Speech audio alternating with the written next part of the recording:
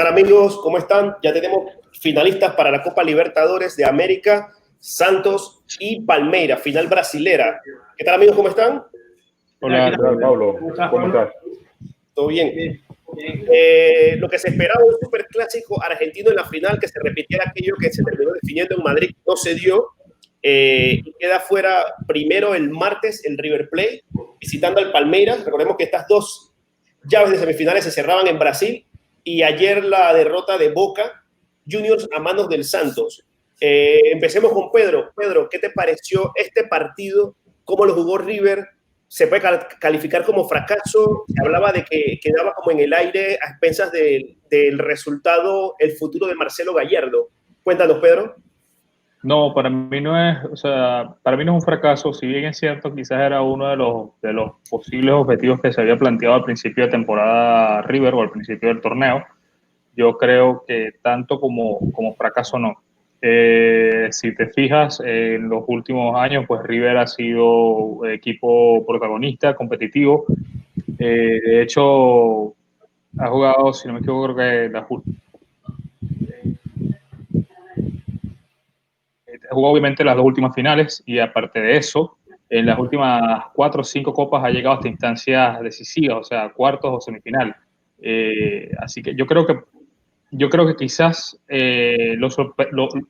para mí no es un fracaso, e inclusive creo que para muchas personas se queda, después del partido de ida, que había quedado 3-0 en Argentina a favor de Palmeiras, había mucha gente que quizás no apostaba o no daba a que al final el partido en Brasil pudiese ser decisivo, por decirlo, o sea, pudiese ser tan llamativo por el resultado. Y al final, mira, mucha gente, cuando tú lees las opiniones en redes y en el público en general, queda como la sensación de el qué hubiese pasado si, e inclusive, aunque yo siempre digo, bueno, el fútbol es de merecimientos, pues queda como el tema de que quizás River por allí hubiese merecido un poco más por el partido que hizo en Brasil. Al final es un partido que termina marcado un poco por la polémica, con ciertas apreciaciones, que algunas decisiones acertadas, justas, y otras quizás un poco para evaluar, y inclusive queda la sensación de que, aunque Palmeiras es el equipo clasificado a la final, queda la sensación de ese sabor en mucha gente de Pedro, yo quiero dar mi opinión. Que va a ser una final aburrida, pues. Esa es la mira, yo no compatizo mucho con River, pero la verdad para mí se nota. El partido. ¿Qué camiseta tienes tú ahí, José? Se nota. La de Boca. Pero el River hizo un partidazo, señor, hay que aceptarlo. Hizo un partidazo muy bueno. Prácticamente se comió a Palmeiras en Brasil. Para mí, River tenía para empatarlo y meterle como 4 o 5 goles de más. Tanto así que tuvo disparos a puerta, 11 tiros. Y Palmeiras tuvo 0. ¿Lo encerró? Estoy hablando de algo que pudo ser una noche mágica para River Plate.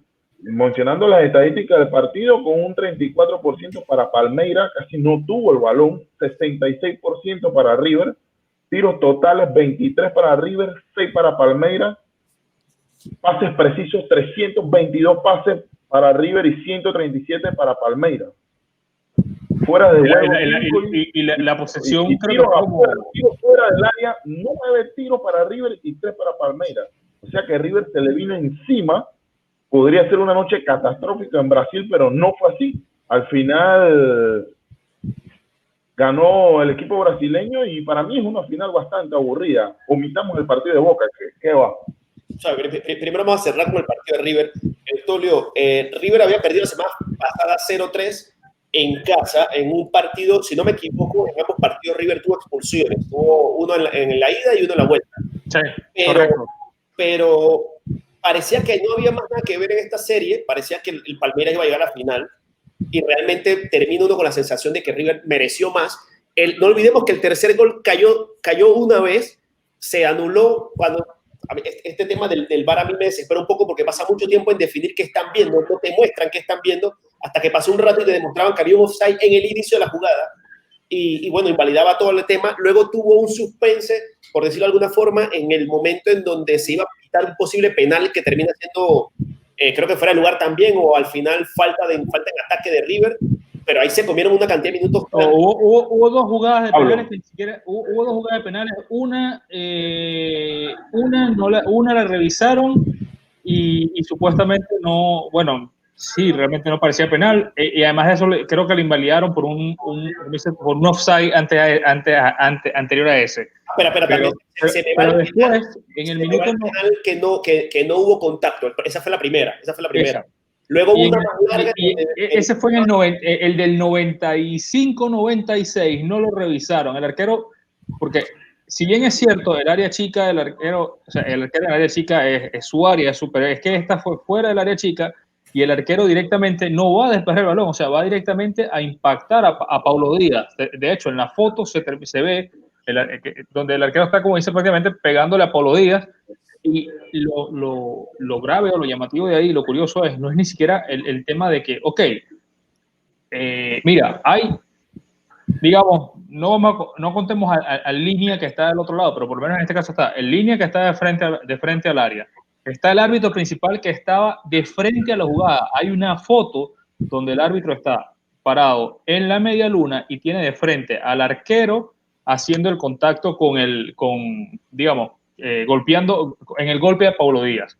Y aparte de eso hay 3 o 4 personas en el sistema VAR y no es posible que de verdad ninguno haya sido capaz de ver la jugada o tan siquiera llamar al árbitro y decirle, mira, revisa la jugada porque hay un posible penal, porque es que esa jugada ni siquiera la revisaron. Es correcto, me recuerda esa jugada. Entonces, para cerrar con lo que te iba a preguntar, Eustolio, ¿tú crees que ni siquiera la revisaron? Había un poco más de tiempo River, yo creo que terminaba por lo menos empatando yendo a la larga, ¿cierto? Para mí me dio vergüenza Palmeiras, vergüenza total, porque un equipo que va con 3-0 y se va a echar atrás del primer momento, no ofreció nada. River fue dueño de todo el juego, prácticamente de todo el juego. River dominó, presionó, prueba de eso es que metió 2 goles en el primer tiempo, tuvo uno al principio, al segundo tiempo que lo anularon, y el Palmeiras no supo qué hacer, se le vino encima, nunca tuvo respuesta. Es bastante penoso para el equipo, pero bueno, al final de cuentas tenía 3 goles de renta y la renta al final le alcanzó. Lamentablemente a River no le dio, y le dio, y si se hubieran jugado 5 o 10 minutos más, y listo, gana River, o por lo menos a la larga, ¿no? Sí, por lo menos el tercero para la larga. Ajá, Pedro. Que otra cosa que yo creo que en el caso de el contacto de Paulo Díaz, o el famoso penal, por ejemplo, otra cosa fue que yo creo que a Paulo Díaz le faltó esa, quizás en esa misma desesperación de buscar el empate o como lo quiera, a Paulo Díaz quizás le faltó un poco esa viveza o esa pillería, porque ciertamente, o sea, no digo, o no pillería en mal sentido, porque ciertamente si hubo el contacto, si hubo el golpe, como ustedes lo quieran llamar, es que Paulo Díaz, hay el golpe, un golpe fuerte, y Paulo Díaz lo único que hace es, se agacha, se agarra la cara y enseguida vuelve otra vez y se recupera y vamos a jugar porque ya están sobre la hora. Para mí habría que haber visto quizás si con ese contacto, a lo mejor si él se hubiese caído, si hubiese quizás a lo mejor quedado un poco, quién sabe por ahí si hubiesen revisado esa jugada también. Aunque claro, en el fútbol el hubiera no existe, ¿no?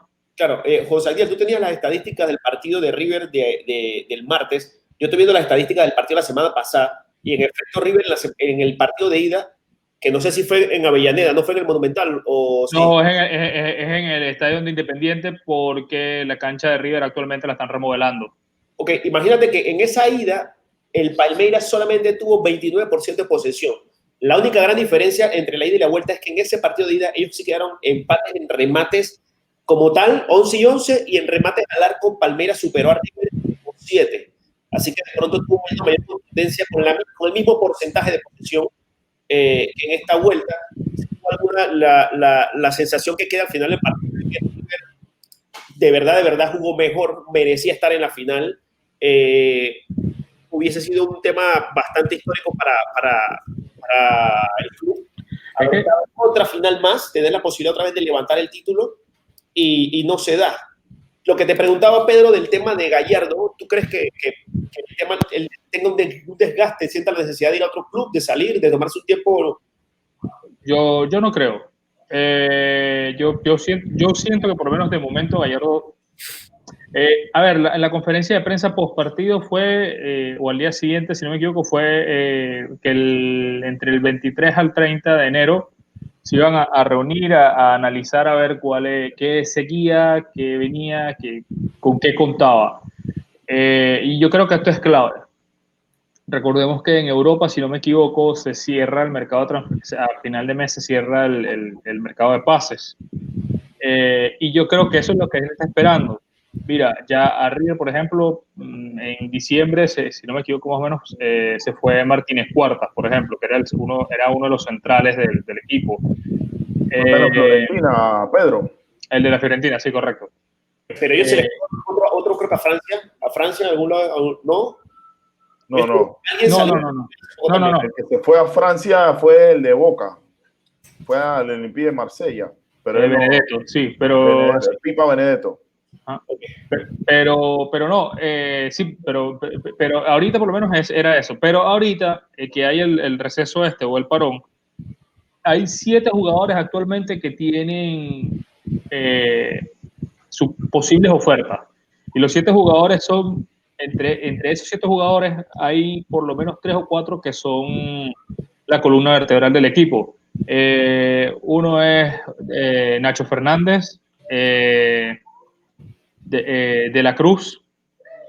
Armani, el arquero, también aparentemente tiene ya tiene contrato está por terminar o finalizar.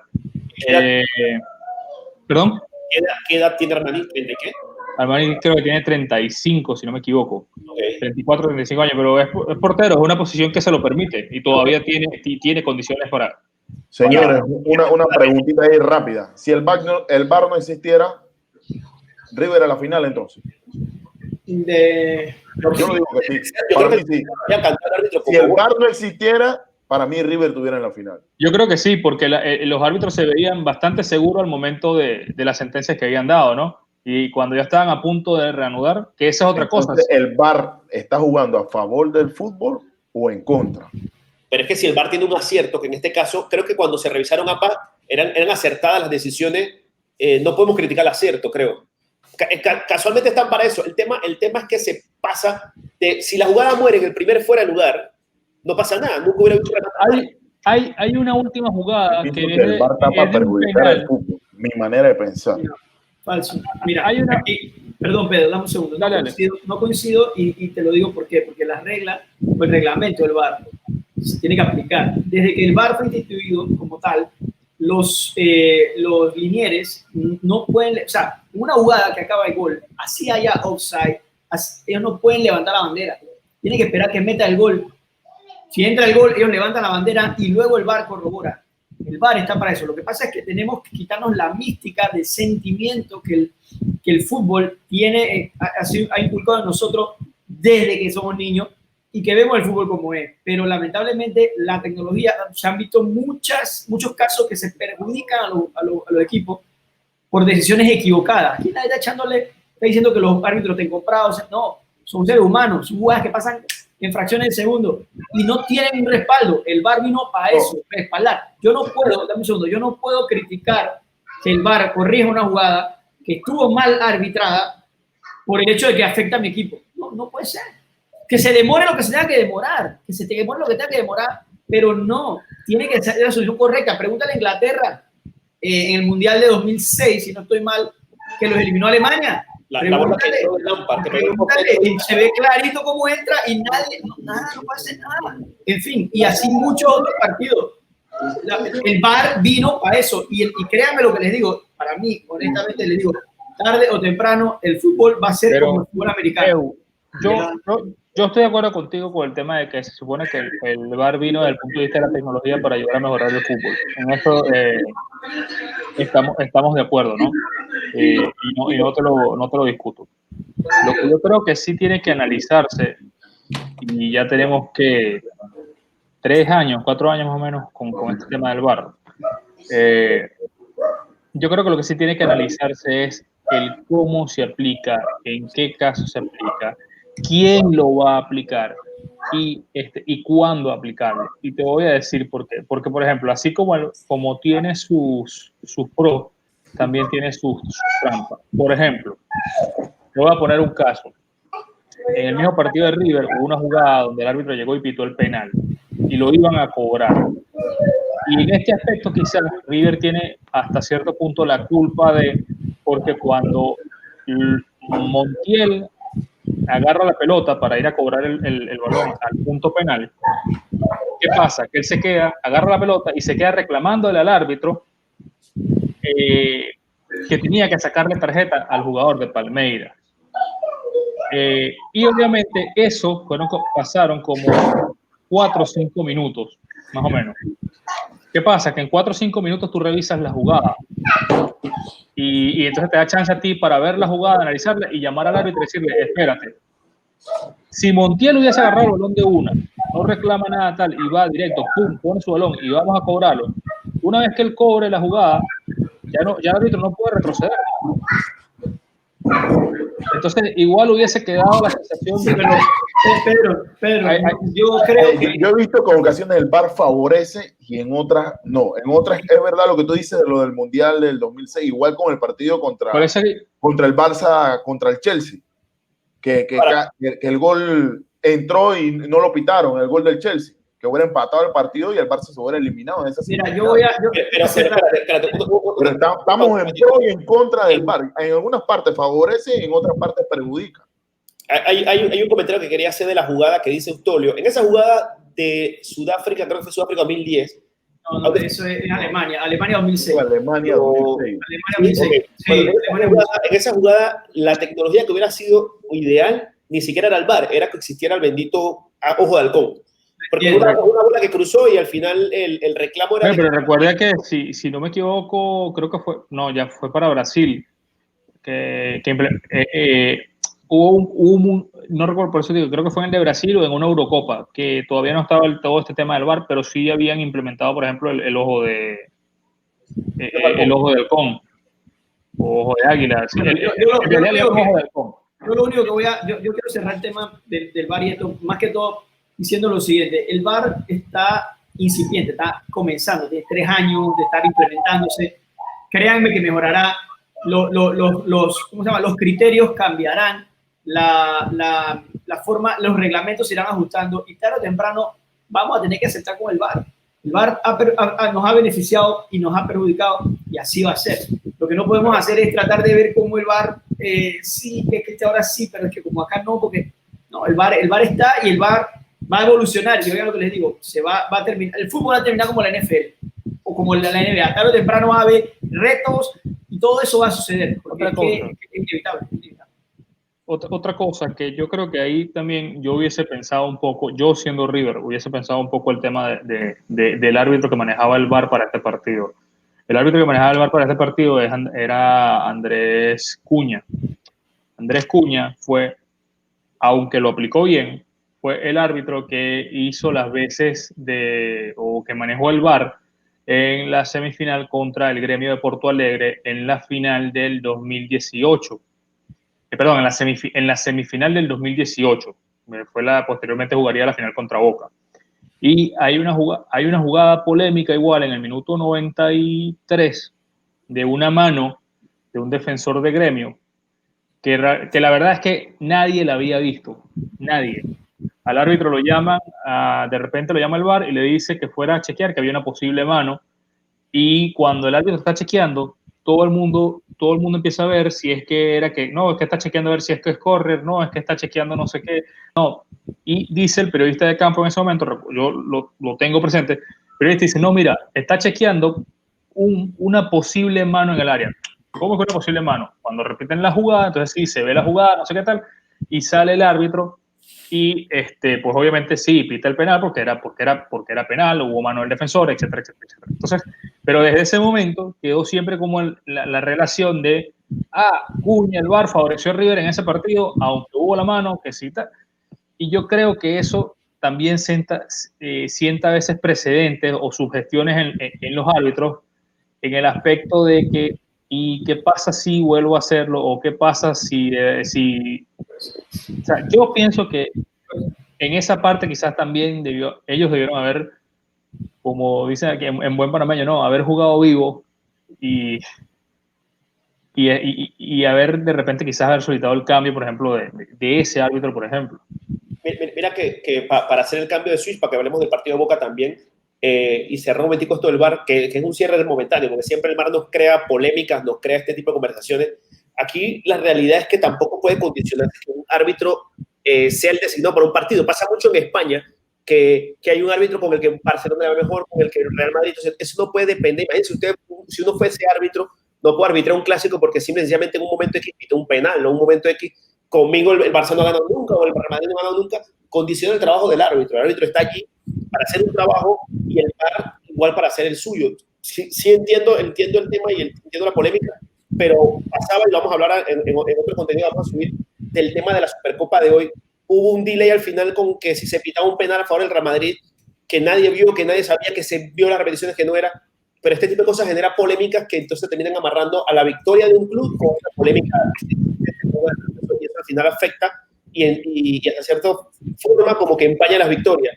Señores, metámonos en lo de Boca, en la llave de Boca contra el Santos de Brasil. Como les decía al inicio, cerraban las dos llaves en Brasil y pasó de haber la posibilidad de tener una final argentina totalmente a tener una final entre Argentina y Brasil a ser una final totalmente brasileña. En la ida habían empatado 0-0 en la Bombonera y en la vuelta quedaba todo abierto a lo que pasara. Yo sí había comentado que en el partido de Boca de la ida las sensaciones que me había dado Boca no eran como esperanzadoras. Una persona con la que hablé después del partido me decía, no, pero las sensaciones no juegan. Pero las sensaciones siempre son como un preámbulo de lo que puede pasar. Independientemente de las sensaciones, solamente son las dinámicas. Yo estoy de acuerdo en eso de la sensación no juegan. Viendo el partido de Boca anteriormente contra el otro equipo de Brasil, que era el Internacional, en el partido de ida, para mí Boca como que jugó media máquina, no se conectó, no me pasó lo mismo que en este partido. Y en el partido de vuelta, Boca fue mucho mejor.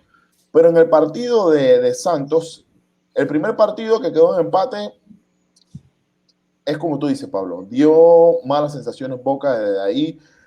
Un Cardona que no entró al cuadro, entró en el segundo tiempo. Un Toto Salvio que para mí ya debe de salir del equipo de Boca, ya dio lo que tenía que dar. Un delantero que, como Soldano, que por favor ya vendan a ese delantero, consigamos otro 9 de área que acompañe a Carlos Tevez, que a pesar de su edad, para mí fue el mejor del partido. Y hablando de respecto sobre Boca con el Santos, vemos que los tiros a puerta de Santos fueron 8 tiros y Boca nada más tuvo un tiro a puerta.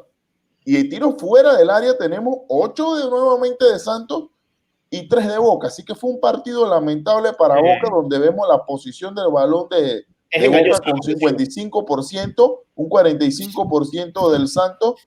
Tenemos oportunidades de pases creados, 16 pases creados para Santos, solamente 4 para Boca. Pases precisos, 307 para Boca, 251 para Santos. O sea que para Boca fue un partido que, si estamos hablando de pases creados, no hubo un mediocampo, alguien que creara la jugada y repartiera el balón hacia arriba. Y teniendo a Cardona en la banca, el técnico no lo metió. Es que ese es el problema de quizás, si se quiere, de este Boca. Este Boca no es un Boca que tenga un juego vistoso. Siendo honestos, no tiene un juego vistoso. No, yo soy de Boca y es realidad, no lo tiene. No tiene los juegos, el Boca de antes que se veía, el juego en el mediocampo. Y en los partidos, se creaba. Inclusive la última fecha, la penúltima fecha, el Boca River, en la Bombonera. Fue un Boca totalmente metido atrás. Que si bien es cierto, el partido quedó 2-2, fue un Boca totalmente metido atrás. Pedro, los clásicos son otro partido. Los jugadores como que yo vi un Boca diferente en el clásico. Son otros partidos para mí, pero en la Libertadores como que no sintea la camiseta de Boca Juniors. Para mí. Es cierto que el clásico es otro partido, pero yo sí soy de la idea de que no es la actitud de Boca con todo y todo, sea en clásico, sea un partido normal, no es la actitud común que suelen tener este equipo. Y yo sí he visto que Russo en los partidos donde quizás él necesita tener la pelota y necesita generar juego, no mete a Cardona, correcto. No lo ve como una opción. Entonces, ese es un problema.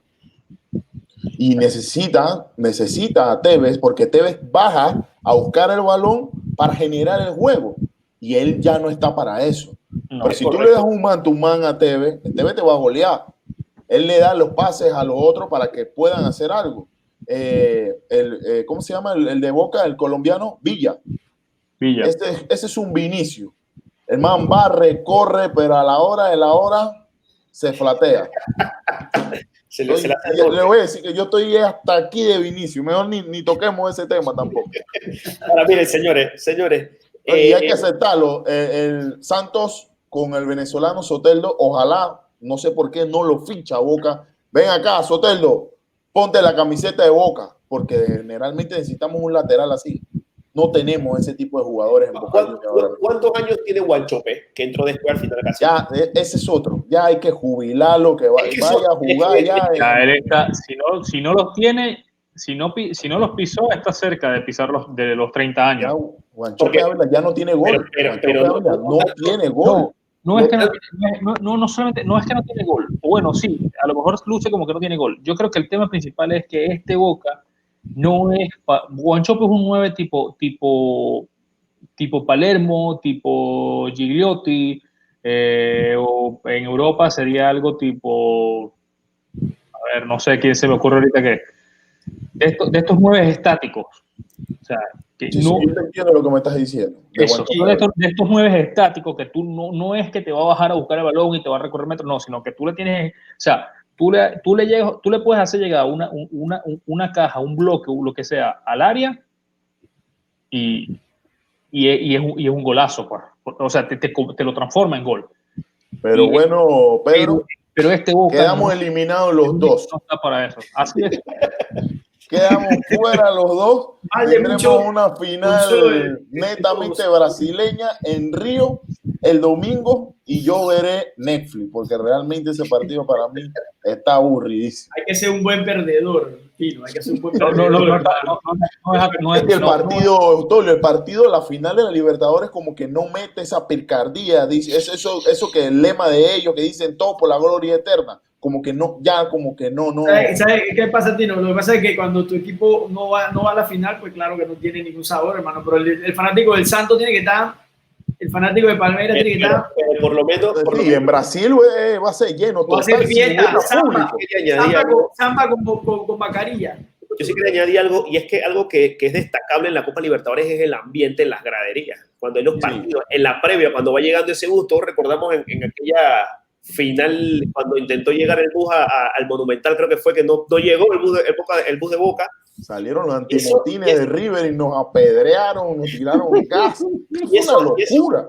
Queramos o no, eso afecta afecta a los equipos. Afecta, la línea y vende. Afecta y vende. Porque eso quedó, todo el mundo quedó así, quería ver ese partido. A los que no apoyan ni a River ni a Boca, querían ver en ese partido. Eso afecta y vende. En los estadios en la Copa Libertadores son brutales, cosas que no lo pudimos ver en esta temporada. Es que sin ir muy lejos, usualmente tú ves las recepciones, por ejemplo, en las finales de Champions, esas cosas, y son, no, por decirlo así, cuando va saliendo el equipo al estadio y después, bueno, sí, reciben multitudes, pero el equipo que generalmente ganó. Pero tú ves, por ejemplo, en Sudamérica, por lo menos en el caso de Argentina, equipos que van a jugar la final de Libertadores o hasta semifinales y le hacen hasta despedidas al equipo cuando va a jugar y después le hacen recepciones, no importa si ganó o si perdió, le hacen recepciones como que si es que o sea, lo hubiesen logrado todo. Eso no se ve en Europa. En Europa, si el equipo ganó, fino, tal, listo, todos a Cibeles, pero si perdió, no pasa nada. Claro, hay como una mayor identidad del fanático. Inclusive creo que en Argentina es uno de los lugares en donde la gente no para de saltar aunque el partido vaya 3-0, si hay público. Ahora, la final, como decía Tino, 30 de enero, domingo, en el Estadio Maracaná, horario de Panamá, 3 de la tarde. Ahí la veremos. Ahorita se nos pasa toda la euforia y cuando se hace el partido ese domingo lo vamos a ver todos seguramente. Fútbol. Y allí, no olvidemos, sale el campeón que representaría a Sudamérica en el Mundial de Clubes. En la Conca Champions, creo, ¿quién fue? Mexicano. No recuerdo mexicano, pero no recuerdo quién. Monterrey, ¿no? De Carlos Vela. No, Monterrey no. No, Monterrey. Ya te digo. Sí, dale. Que eso serían entonces los dos representantes de América para el Mundial de Clubes. No olvidemos que por Europa va el Bayern Múnich y habrá que ver quiénes son los que van por allá por el área de Asia. Y le hago una pregunta. ¿Ustedes creen que los dos representantes de América le ganen hoy por hoy al Bayern? Bueno, si le ganó un equipo de segunda división, papá, le puede ganar cualquiera. No olvidemos que fue en penales, Antonio. Tú no sabes al final cómo es el partido. Esos partidos son a un solo. Eso no es grupo, eso es grupo. Lo mismo. Si lo planteaste mal, perdiste. No, el equipo de la Conca Champions es Tigres, exactamente. Tigres. Tuca Ferretti, el gran Tuca Ferretti. Sí, tiene fama. Personaje, el Tuca, personaje. Señores, no olviden seguirnos en las redes sociales, Instagram, Facebook, Twitter, YouTube, como 3VZ Sports, canal de YouTube, como les decía. Suscríbanse, compartan, comenten y nos vemos en el próximo video. Chao, saludos. ¿Ya? Relax, nos quedamos aquí, vamos a quedar otra vez. Vamos con la Supercopa. Pedro, ¿tienes chance con la Supercopa? La verdad es que yo no la vi. O sea, lo estaba siguiendo.